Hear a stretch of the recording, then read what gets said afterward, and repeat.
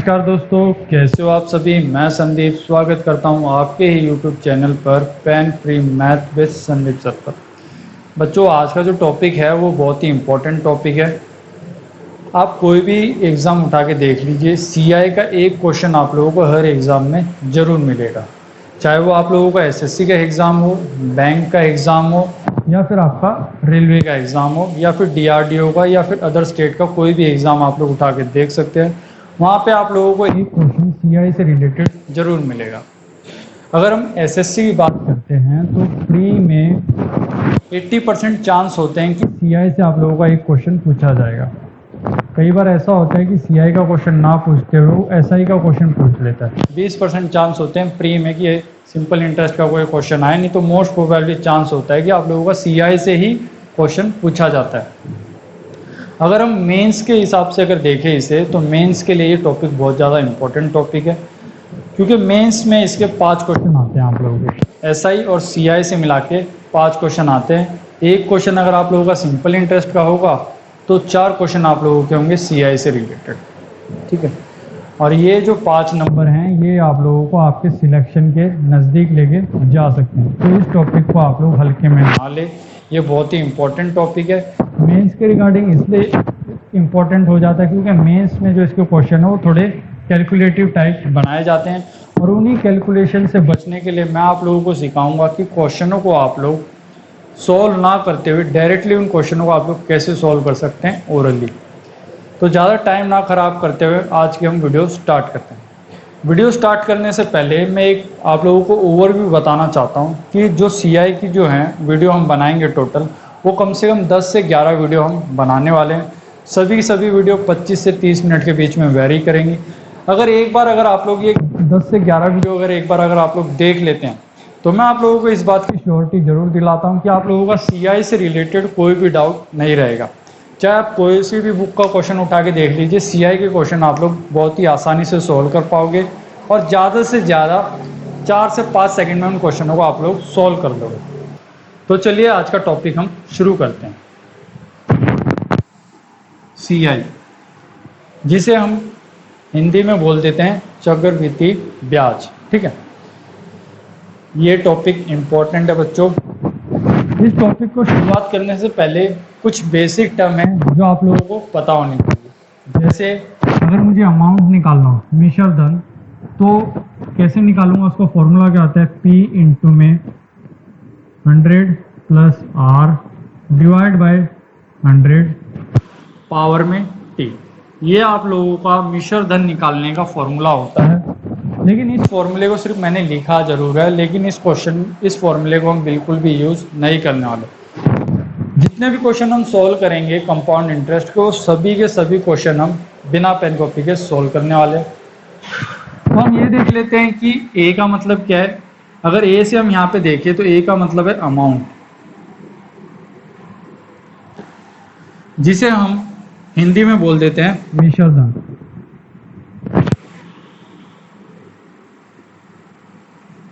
ठीक है, पी का मतलब प्रिंसिपल, जिसे हम हिंदी में बोलते हैं मूलधन। ठीक है, टी का मतलब यहाँ पे टाइम, जिसे हम हिंदी में बोलते हैं समय, कि कितना समय दिया गया है, कितने समय के लिए वो पैसे उधार दिए गए। आर का मतलब रेट, जिसे हम हिंदी में बोलते हैं दर। तो ये कुछ बेसिक टर्म थी जो आप लोगों को पता होनी चाहिए कि इंग्लिश में इन्हें क्या बोला जाता है और हिंदी में क्या बोला जाता है। बाकी आप सभी को ये चीज़ें जरूर पता होंगी। तो अब हम देख लेते हैं, ये तो आप लोगों की कुछ बेसिक चीज़ें थी जो आप लोगों को पता होनी चाहिए। लेकिन जो ये फॉर्मूला मैंने आप लोगों को लिखाया है ना, ये सिर्फ नाम के लिए लिखा है। इस फॉर्मूले का हम बिल्कुल भी यूज़ नहीं करने वाले। जितने भी हम क्वेश्चन सॉल्व करेंगे सभी के सभी क्वेश्चन हम बिना फॉर्मूले के यूज़ करने वाले। तो एक चीज़ हमें देखनी है कि भाई सीआई चैप्टर अलग से क्यों बनाया गया, सिंपल इंटरेस्ट और कंपाउंड इंटरेस्ट में क्या डिफरेंस है वो हम एक बार समझ लेते हैं। देखिए,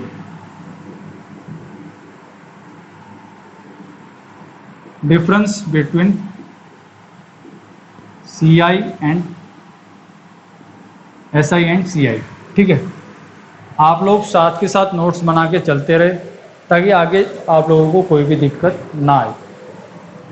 अगर मैं सिंपल इंटरेस्ट के केस में देखता हूँ, अगर मैंने ये माना कि मेरे पास 1000 रुपये थे जो मैंने 2 साल के लिए पैसे उधार दिए हैं और जो दर है वो भी कितनी है, 10% है। तो इस केस में मुझे अगर साधारण ब्याज निकालना होगा तो साधारण ब्याज कितना होगा।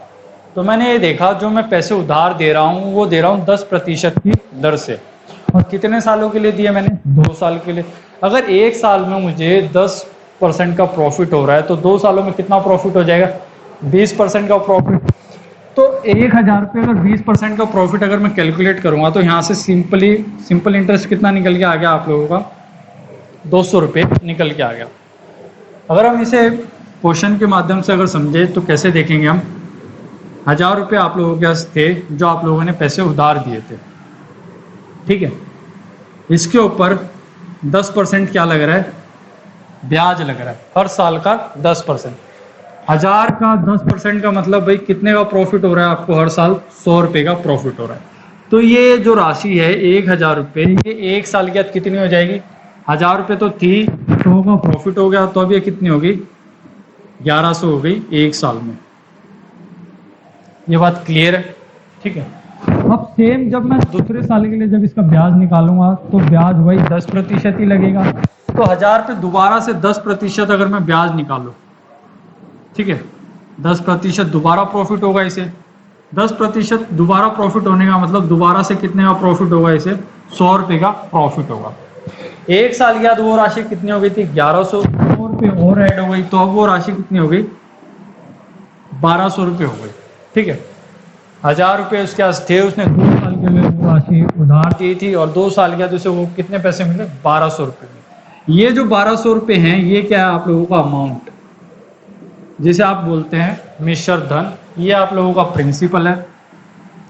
और ये क्या है भाई, 100 ये और 100 ये आप लोगों का क्या है, सिंपल इंटरेस्ट है 2 सालों का। ये बात यहाँ पे क्लियर है। और मैंने एक चीज और देखी, पहले साल अगर मुझे साधारण ब्याज 100 रुपये मिला है तो अगले साल भी मुझे साधारण ब्याज कितना मिल रहा है, 100 रुपये मिल रहा है। तो यहाँ से एक बात क्लियर होती है कि जो साधारण ब्याज है वो हर साल आप लोगों को बराबर मिलेगा। अगर पहले साल 100 रुपये मिल रहा है तो दूसरे साल भी 100 रुपये मिलेगा, तीसरे साल भी 100, चौथे साल भी 100 और 5वें साल भी 100। अगर आप लोग ऐसे करते करते अगर 150 साल तक चले जाते हो तो भी आप लोगों को जो साधारण ब्याज है वो कितना मिलेगा, हर साल 100 रुपये ही मिलेगा। तो यहाँ तक ये बात आप लोगों को समझ में आ गई यहाँ तक। अब हम ये देख लेते हैं कि सिंपल इंटरेस्ट और कंपाउंड इंटरेस्ट में क्या डिफरेंस था। अगर हम कंपाउंड इंटरेस्ट के हिसाब से देखते हैं, CI के हिसाब से, तो मैंने ये देखा कि मेरे पास 1000 रुपये थे, ठीक है, जो मुझे उधार देने थे 2 सालों के लिए। तो किस दर से दे रहा हूं मैं इसे, 10% की दर से उधार दे रहा हूं। 10% की दर से अगर मैं उधार दे रहा हूं तो 1000 पे 10% का प्रॉफिट का मतलब भाई 100 रुपये का मुनाफा हो रहा है मुझे। तो मुझे 1 साल के बाद जो है वो राशि कितनी मिलेगी, 1100 रुपये मुझे यहाँ से मिल जाएगी। ये बात यहाँ तक क्लियर है। तो यहाँ से मुझे एक बात क्या समझ में आई कि पहले साल के लिए जब हम पहले साल के लिए कंपेयर करते हैं तो उस केस में आप लोगों का साधारण ब्याज और CI यानी चक्रवृद्धि ब्याज ये हमेशा आप लोगों का क्या होता है, सेम होता है। अब मुझे दूसरे साल के लिए भी कैलकुलेट करना है। दूसरे साल के लिए जब मैं इसे कैलकुलेट करूंगा तो उस केस में क्या होगा, जो आप लोगों का जो 10% जो लगेगा ना वो इस 1000 पे नहीं लगेगा। ये बात आप लोगों को ध्यान रखनी है। ये केस होता है आप लोगों का सिंपल इंटरेस्ट। इसमें क्या होगा, इसमें आप लोगों को इस 1000 पे तो लगेगा ही लगेगा, प्लस इस 100 रुपये पे भी 10% ब्याज लगेगा, क्योंकि कंपाउंड इंटरेस्ट का मतलब ही क्या है कि ब्याज के ऊपर ब्याज लगना, ठीक है। 1000 रुपये के ऊपर अगर मैं 10% कैलकुलेट करूं तो कितना हो गया, 100 रुपये का फायदा, प्लस इस 100 रुपये का जो मुझे ब्याज मिला था इसके ऊपर भी ब्याज लगेगा। कितना ब्याज लगेगा, 10% के हिसाब से। तो 100 पे 10% का फायदा मतलब भाई 10 रुपये का और फायदा होगा, यानी ओवरऑल फायदा कितने का हुआ मुझे, 100 + 10 कितने का, 110 रुपये का फायदा हो गया मुझे यहाँ से। तो 110 रुपये का जब मुझे यहाँ से फायदा हुआ, अगर मैं यहाँ पे इसे ऐड करता हूं तो ये राशि कितनी होगी आप लोगों की, 1210। इसका मतलब पहले साल मुझे कितना ब्याज मिला, पहले साल मुझे ब्याज मिला 100 रुपये, दूसरे साल मुझे ब्याज कितना मिला भाई, 210 रुपये। तो यहाँ से मुझे एक बात यहाँ से ये समझ में आती है कि जो चक्रवृद्धि ब्याज है, अगर कंपाउंड इंटरेस्ट अगर आप लोग निकालते हो तो कंपाउंड इंटरेस्ट हर साल अलग अलग आएगा। अगर पहले साल 100 रुपये आया है तो दूसरे साल 110 आएगा, तीसरे साल 110 से ज्यादा आएगा, चौथे साल उससे भी और ज्यादा आएगा। यानी ये कंटिन्यूसली आप लोगों का जो ब्याज है वो हर टाइम टू टाइम बढ़ता रहेगा। तो एक बात यहाँ तक आप लोगों को क्लियर हो गई। सिर्फ दो चीजें आप लोगों को याद रखनी है पहले साल के लिए। अगर मैं यहाँ पे लिखूं पहले साल के लिए साधारण ब्याज और कंपाउंड इंटरेस्ट दोनों क्या होंगे, बराबर होंगे, ठीक है। और सिंपल इंटरेस्ट के केस में क्या होगा कि जो ब्याज है वो आप लोगों को हर साल क्या मिलेगा, बराबर मिलेगा। 100 रुपये है तो 100 रुपये मिलेगा, 200 रुपये ब्याज मिल रहा है तो हर साल 200 रुपये मिलेगा। लेकिन कंपाउंड इंटरेस्ट के केस में क्या होगा, अगर पहले साल अगर आप लोगों को 200 रुपये ब्याज मिल रहा है तो दूसरे साल 200 से बढ़कर मिलेगा, ठीक है। क्योंकि जो चक्रवृद्धि ब्याज होता है उसमें क्या होता है कि जो हमें ब्याज मिलता है उसके ऊपर भी क्या लगता है, ब्याज लगता है। तो आई होप आप लोगों को ये सभी चीजें समझ में आ गई होंगी। अब हम कुछ क्वेश्चन डिस्कस कर लेते हैं जिससे हमें ये पता लग जाए कि भाई कंपाउंड इंटरेस्ट के क्वेश्चनों को कैसे सॉल्व किया जाता है, ठीक है। आज जो हम क्वेश्चन डिस्कस करेंगे सिर्फ हम बेसिक समझने के लिए डिस्कशन करेंगे कि भाई कंपाउंड इंटरेस्ट होता है क्या है, कैसे हम इस टाइप के क्वेश्चनों को निकालते हैं। तो एग्जाम से रिलेटेड क्वेश्चन हम आज सॉल्व नहीं करेंगे, सिर्फ आज हम बेसिक सीख रहे हैं। क्योंकि एक बार अगर आप लोगों का बेसिक क्लियर हो गया ना तो आगे जब हम इस चैप्टर को पढ़ते जाएंगे, आगे बढ़ते जाएंगे तो उस टाइम पे आप लोगों को ज़्यादा दिक्कत नहीं होगी। तो पहला क्वेश्चन जो हम डिस्कस करेंगे आप लोगों के साथ, पहला क्वेश्चन आप लोग लिखिए। मूलधन मैंने मान लिया 12,800 रुपये, टाइम जो है वो है आप लोगों का 2 साल, और जो दर है वो है आप लोगों की 12.5%। तो आप लोगों को यहाँ से निकालना है कि अमाउंट क्या होगा और कंपाउंड इंटरेस्ट क्या होगा, ठीक है। तो आप लोग क्वेश्चनों को कैसे सॉल्व करेंगे वो देखना है, बिल्कुल बेसिक से समझाएंगे हम लोग। जब भी आप लोगों के सामने ये कंडीशन आ जाए तो आप लोगों को क्या करना है, जो सबसे पहले जो आप लोगों को काम करना है ना वो रेट के ऊपर काम करना है, दर के ऊपर। अगर दर के ऊपर अगर मैं यहाँ से देखूँ 12.5% का मतलब भाई ये डायरेक्टली आप लोगों को पता होना चाहिए कि ये 1/8 के बराबर होता है। लेकिन अगर आप लोगों को ये चीज़ नहीं पता है तो आप लोग परसेंटेज की वीडियो वहाँ से देख सकते हैं, प्लेलिस्ट में जाके वहाँ से आप लोग चीज़ें सीख सकते हैं। बाकी अगर मैं इसे सॉल्व करना चाहूँ तो कैसे सॉल्व करूँगा, 12 गुणा में 2 जमा में 1 डिवाइड में 100। 100 क्यों लिखा, क्योंकि इस प्रतिशत को हटाऊंगा तो नीचे क्या आ जाएगा, 100 आ जाएगा, और ये 2 यहाँ पे आ जाए। तो 12 गुणा में 2 24, 24 जमा में 1 25, 25 और ये आ गया 100। ये इससे कितने पे कटेगा, 4 पे, तो ये आ जाएगा आप लोगों का 1/8 आ जाएगा, ठीक है। लेकिन ये चीज़ें आप लोगों को डायरेक्ट याद होनी चाहिए कि 12.5% का मतलब होता है 1/8। अभी इस 1/8 का मतलब क्या है, अगर आप लोग ये आपके पास 8 रुपये हैं, जो बेस में वैल्यू होगी ना इसको आप लोगों को हमेशा मूलधन मानना है। तो ये क्या हो गया मेरा प्रिंसिपल, ये मेरा क्या हो गया 1 रुपये, क्या हो गया मेरा CI हो गया, ठीक है।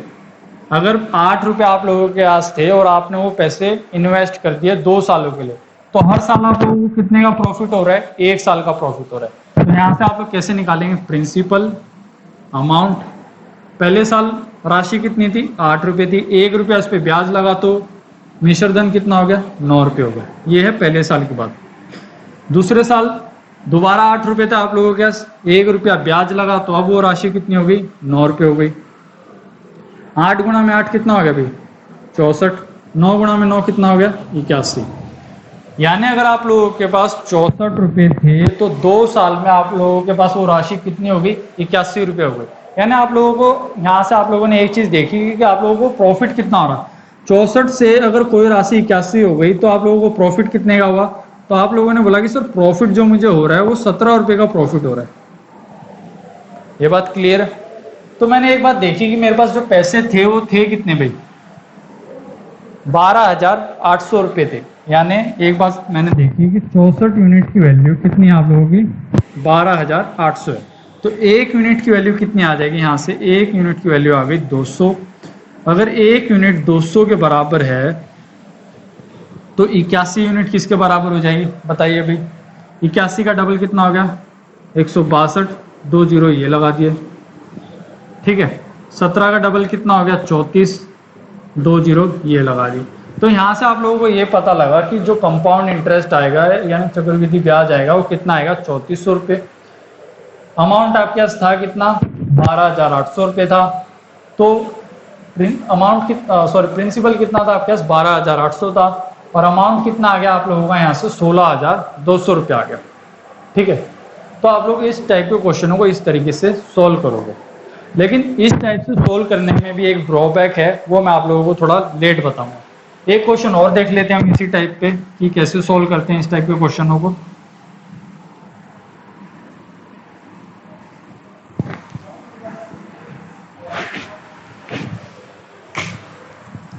देखिए भाई, जो दर है वो आपकी बार दे रखी है 16/2/3%। ठीक है, टाइम है 2 साल, सीआई निकालनी है और आप लोगों को निकालना है यहाँ से अमाउंट। ठीक है, 16/2/3% का मतलब क्या है, डायरेक्टली आप लोगों को पता होना चाहिए 1/6। कैसे सोल्व किया मैंने, 16 गुना में 3 48, 48 में अगर 2 ऐड कर दूंगा तो कितना हो गया 50, यानी ये हो गया 50/3%। अगर प्रतिशत को अगर मैं यहाँ से हटाता हूँ तो ये हो जाएगा 50/3 गुणा में 100, ये इससे कितने पे कटेगा 2 पे, तो आंसर कितना आ गया 1/6।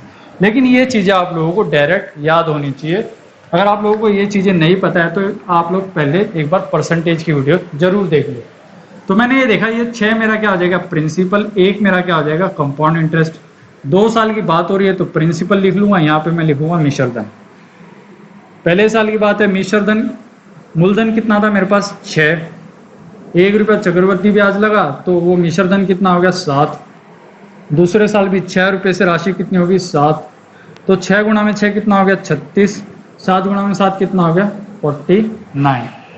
ये बात क्लियर है। तो यहाँ से मैंने डिफरेंस देखा, डिफरेंस है कितना, अगर 36 रुपये थे आपके पास और आप लोगों को 2 साल के बाद कितने रुपए मिल रहे हैं 49 रुपये, यानी फायदा कितने का हुआ आप लोगों को, तो आप लोगों ने बताया कि सर फायदा जो हो रहा है वो 13 रुपये का हो रहा है और ये 13 रुपये के आप लोगों का सीआई है और ये 49 के आप लोगों का मिश्रधन है और ये 36 के आप लोगों का मूलधन है।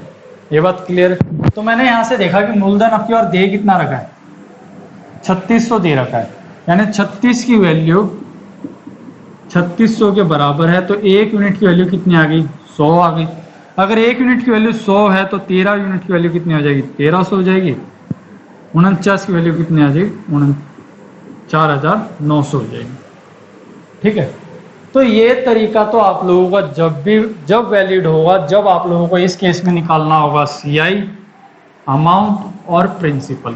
ठीक है, अगर आप लोगों को मूलधन निकालना हो, चक्रवृद्धि ब्याज निकालना हो और मिश्रधन निकालना हो तब तो आप लोग इस मेथड से इस क्वेश्चन को आप लोग सॉल्व कर सकते हो।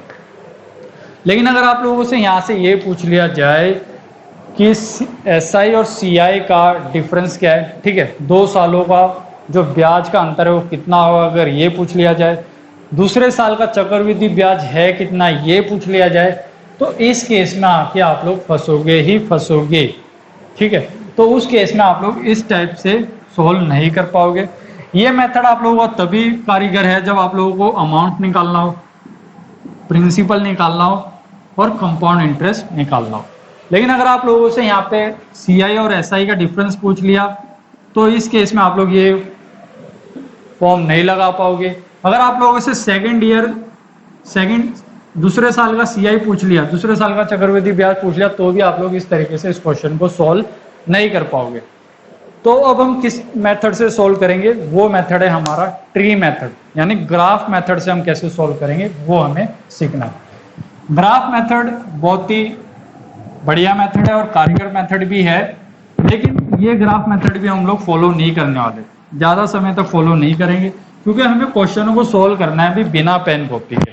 ठीक है, तो एक क्वेश्चन जो हम सॉल्व करेंगे, प्रिंसिपल,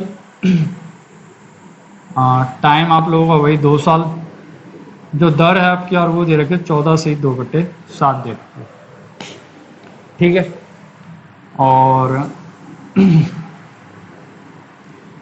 अमाउंट आप लोगों को निकालना है, CI निकालना है, CI माइनस SI का डिफरेंस निकालना है, और दूसरे साल की CI कितनी होगी, ये चारों चीज़ें आप लोगों को निकालनी है। और कैसे निकालोगे ये सारी चीज़ें हम देखने वाले हैं। अगर मैं यहाँ से देखूँ प्रिंसिपल मैंने मान लिया कितना 9,800 रुपये है, तो अमाउंट कितना होगा, चक्रवृद्धि ब्याज कितना होगा, CI और SI का 2 साल का डिफरेंस क्या होगा, और दूसरे साल का चक्रवृद्धि ब्याज कितना होगा, ये चीज़ें हमें निकालनी है। अगर ये चीज़ें अगर मैं उस तरह जो मैंने मेथड पहले फॉलो किया था अगर उससे मैं देखता हूँ ना तो उससे मैं निकाल नहीं पाऊंगा। कैसे नहीं निकाल पाऊंगा, 14 से 2/7 का मतलब होगा भी 1/7, यानी 7 से 8, 7 से 8। इसका मतलब यहाँ से ये 7 गुणा में 7 कितना हो गया 49, ये कितना हो गया अभी 64, ठीक है। डिफरेंस कितना हो गया यहाँ से 15। तो यहाँ से सिर्फ मैं 2 चीजें निकाल सकता हूँ, अमाउंट और कंपाउंड इंटरेस्ट। CI और SI का डिफरेंस अगर मैं यहाँ से निकालूं तो नहीं निकाल पाऊंगा। मुझे सिर्फ यहाँ से ये पता है कि भाई जो 2 साल का जो चक्रवृद्धि ब्याज मिलेगा वो कितना मिलेगा 15, लेकिन 2 साल का साधारण ब्याज कितना मिलेगा वो मैं यहाँ से कैलकुलेट नहीं कर पाऊंगा। तो ये मेथड यहाँ पे आके आप लोगों का फेल हो जाता है। इसलिए आप लोगों को एक तरीका और पता होना चाहिए जिसे हम बोल देते हैं ग्राफ मेथड, या कई बार हम इसे ट्री मेथड भी बोल देते हैं। 14 से 2/7% को कैसे सॉल्व करना है, 14 गुणा में 7 कितना होता है 98, 98 में 2 जोड़ दिया तो 100, 100/7%, 100/7%। प्रतिशत को अगर हटाना है तो 100/7 गुणा में 100, 100 से 100 कट गया तो ये कितना आ गया 1/7। लेकिन मैं चाहता हूं कि आप लोगों को ये चीजें डायरेक्टली याद हों भाई, इसमें आप लोगों को लिखना ना पड़े। तो यहां से मैंने ये देखा कि 1/7। जब हम इस क्वेश्चन को ग्राफ मेथड से या ट्री मेथड से सॉल्व करेंगे तो एक चीज आप लोगों को यहाँ पे ध्यान देनी है, 7 जो है टाइम कितना है अभी आप लोगों का 2 साल, तो इसका स्क्वायर कर दीजिए। आप लोग स्क्वायर करोगे तो कितना आ गया आप लोगों का, 7 का स्क्वायर कितना आ गया 49। ये 49 क्या है आप लोगों का, ये 49 है आप लोगों का मूलधन। ये बात आप लोगों को ध्यान रखनी है, ठीक है। तो 49 क्या हो गया आप लोगों का मूलधन। अब इस पे आप लोगों को पहले साल के लिए और दूसरे साल का क्या निकालना है, ब्याज निकालना है। अगर पहले साल के लिए अगर मैं इसका ब्याज निकालता हूं तो 1/7 कितना होगा इसका, 49 का 1/7 कितना हो गया 7। दूसरे साल दोबारा निकालूंगा 49 का 1/7 कितना हो गया 7। ये बात क्लियर है। पहले साल का ब्याज 7 रुपए, दूसरे साल का ब्याज भी कितना 7 रुपए। लेकिन कंपाउंड इंटरेस्ट के केस में क्या होता है कि ब्याज के ऊपर भी ब्याज लगता है, तो इसके ऊपर भी ब्याज लगेगा। 14 से 2/7, 14 से 2/7 का मतलब है 1/7। तो यहां से मैंने सोल्व किया तो ये कितना आ गया 1, ठीक है। अब एक चीज और समझनी है आप लोगों को, ये 7 और ये 7। मैंने एक चीज आप लोगों को बताई थी कि साधारण ब्याज में जो आप लोगों को ब्याज मिलेगा वो हर साल क्या मिलेगा, बराबर मिलेगा। तो यहाँ से साधारण ब्याज कितना होगा 7 जमा में 7 कितना होगा 14। तो यहाँ से सिंपल इंटरेस्ट हो गया आप लोगों का 14, और CI हो गया आप लोगों का 7 जमा में 7 14 जमा में 1 कितना 15। तो 2 सालों का चक्रवृद्धि ब्याज कितना आ गया 15, और साधारण ब्याज कितना आ गया 14। ये बात आप लोगों को यहाँ तक क्लियर है। अब आप लोगों से पूछा था कि डिफरेंस बताना है, तो मैंने ये देखा कि CI अगर 15 है और SI 14 है तो डिफरेंस कितना आ गया 1। फिर मैंने ये देखा कि 49 की वैल्यू कितनी दे रखी है आप लोगों को 9,800 दे रखी है, ठीक है। यानी 49 की वैल्यू दे रखी है 9,800। तो 1 यूनिट की वैल्यू कितनी आ गई 200। अगर 1 यूनिट की वैल्यू 200 आ गई तो CI और SI का डिफरेंस कितना आ गया 200 रुपये आ गया। ये बात क्लियर है। तो यहाँ से ये चीज निकल गई। अब मुझसे ये पूछा है कि भाई दूसरे साल का CI कितना होगा, यानी दूसरे साल का कंपाउंड इंटरेस्ट क्या होगा वो देखना। तो पहले साल ब्याज कितना लगा 7, दूसरे साल ब्याज कितना लग रहा है 7 जमा में 1 यानी 8, यानी दूसरे साल टोटल ब्याज कितना लग रहा है 7 जमा में 1 यानी 8, यानी सेकेंड ईयर CI कितनी हो गई, सेकेंड ईयर CI है आप लोगों की 8 रुपए। और आपको पता है 1 यूनिट की वैल्यू कितनी है 200, तो 8 यूनिट की वैल्यू कितनी हो जाएगी, ये हो जाएगी आप लोगों की 1600, ठीक है। तो दूसरे साल का चक्रवृद्धि ब्याज कितना आ गया आप लोगों का यहाँ से 1600। तो ये चीज भी आप लोगों ने यहाँ से कैलकुलेट करना। अगर आप लोगों से CI पूछा होता तो टोटल कंपाउंड इंटरेस्ट कितना लग रहा है 7 जमा में 7 14, 14 जमा में 1 15। तो 15 की वैल्यू कितनी होगी गुणा में 200, तो ये हो गया आप लोगों का 3000। ठीक है, अगर अब आप लोगों से अमाउंट पूछा होता तो अमाउंट कैसे निकालते? टोटल ब्याज कितना मिला आप लोगों को? 3000 रुपये। किसके ऊपर मिला? 9800 के ऊपर। तो इसमें अगर आप लोग जोड़ोगे तो ये कितना आ गया आप लोगों का? 12800 रुपये आप लोगों का क्या आ गया? मिश्रधन आ गया। ठीक है, तो आज की क्लास में सिर्फ हमने बेसिक देखा कि बेसिक होता क्या है, कैसे हम कंपाउंड इंटरेस्ट के क्वेश्चनों को सॉल्व करते हैं, जो मेथड हमने पहले सॉल्व किया उसमें क्या डीमेरिट थी, उसको हम क्यों आगे तक सॉल्व नहीं कर सकते थे, क्योंकि उस केस में हम लोग सीआई और एसआई का डिफरेंस नहीं निकाल सकते, सेकंड ईयर की हम सीआई नहीं निकाल सकते। जो ये आप लोगों का ग्राफ मेथड है ना, इसमें आप लोग ये चारों चीजें निकाल सकते हो। अमाउंट पूछा है तो अमाउंट भी निकाल सकते हो, सीआई पूछी है तो सीआई भी, सीआई और एसआई का डिफरेंस भी निकाल सकते हो, और दूसरे साल सीआई है कितनी वो भी निकाल सकते हो। लेकिन कल की जो वीडियो हम करेंगे, जिस कल की वीडियो में जो क्वेश्चन हम कवर करने वाले हैं, उस वीडियो में मैं आप लोगों को गारंटी देता हूं कि ना ही आप लोगों को ये ग्राफ मेथड की जरूरत है, ना ही जो मेथड हमने पहले फॉलो किया है उसकी जरूरत है। सारे के सारे क्वेश्चन आप लोग बिना पेन कॉपी के कैसे सॉल्व कर पाओगे, ये चीजें हम कल सीखेंगे। तो आज सिर्फ बेसिक था, तो आज की वीडियो में इतना ही है दोस्तों, बाकी हम मिलेंगे अगली वीडियो में। जाने से पहले अगर आप लोग इस चैनल पर नए हैं तो इस चैनल को सब्सक्राइब कर लीजिए और वीडियो को लाइक कर दीजिए। धन्यवाद।